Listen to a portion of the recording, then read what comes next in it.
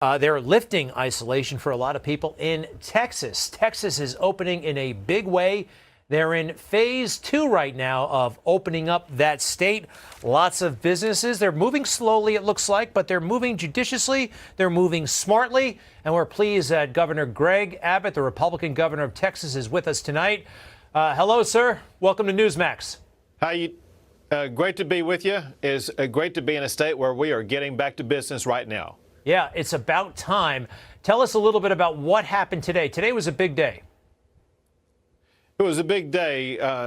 So we're opening up childcare, which is so important for all these workers who are going back to work. We're opening up restaurants at 50% capacity. We're opening up bars and gyms and personal services. We're opening up sports for kids to be able to play, summer camps. There's so many things that are opening. So our economy is going to really get engaged. And all of this is on top of all the mainstream components of our economy that have already been up and running for a long time now. Get this fact, and that is a study came out by the Dallas Fed last week showing that of all the large states in America, Texas already has the lowest unemployment rate in the United States, and Texas is the job engine of this country, and we're going to prove it once again. Some of these facilities serve restaurants, bars. Some of them have to open at 50%, as you mentioned. They can't go to full capacity. Two things. Number one, how long will they have to stay at that level, at that reduced level? A lot of these businesses, as you know, they need to be at maximum level to make ends meet. You're exactly right. And so we want them to get to maximum level as quickly as possible. Let me show you exactly how this works. So restaurants open up at 25% capacity 2 weeks ago. During that time period, Texas was able to achieve containment of COVID-19. Some quick facts, and that is the percent positive rate of those who test for COVID-19 has continued to go down. The number today is only 3% of the people who were tested positive. Today, we had the lowest number of deaths since early April.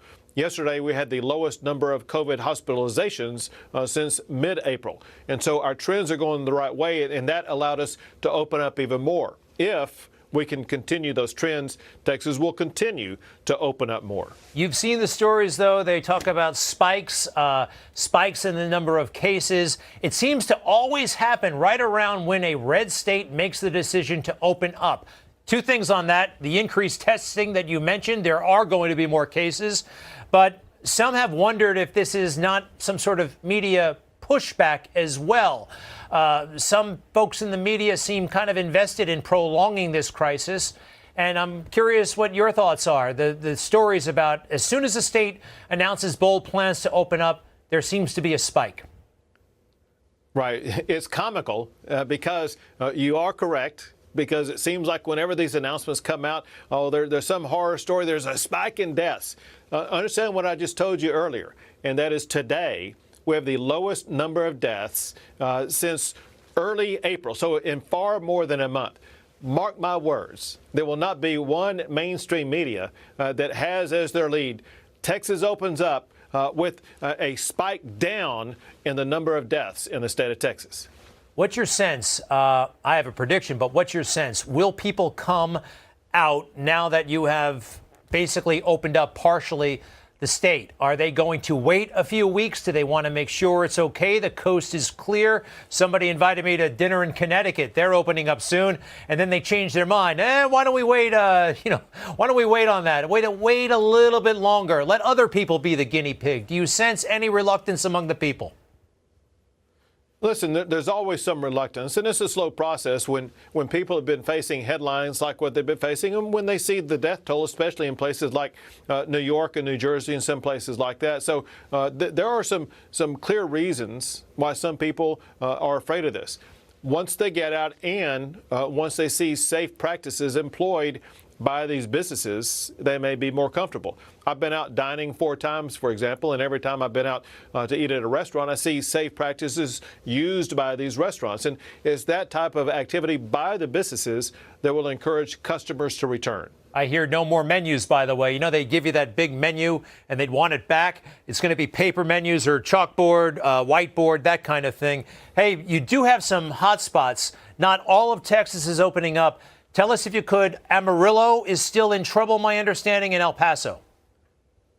Yeah, it's hard to believe because Amarillo obviously is not one of the largest cities in Texas, but it does have the highest number of people who are testing positive. The reason for this is there are several meat packing plants around the Amarillo area where there were flare-ups. And so we have these surge response teams that go in and address those flare-ups. We've had multiple issues about this in Texas, whether it be in nursing homes or at meatpacking facilities in certain locations. We're able to get in, however, very quickly and stabilize it. It's just right now the flare-up was taking place. We wanted to press pause for just 1 week and allow the issue to be cleared up.